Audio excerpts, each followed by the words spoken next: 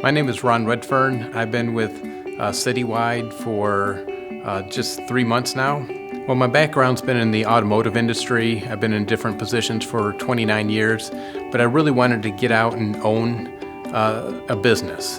It's something that I've always wanted, is to make a difference in the community, make a difference with employees, and actually serve. And being a business owner, it allows you opportunities to serve others, be involved, and help out the community.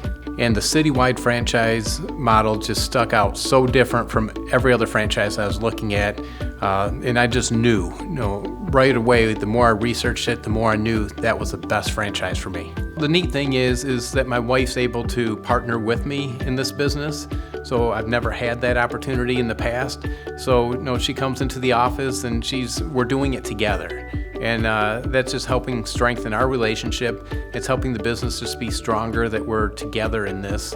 When we go home at night to talk about business, she understands what we're talking about. It just gives us something that we're more on common ground that is new for us.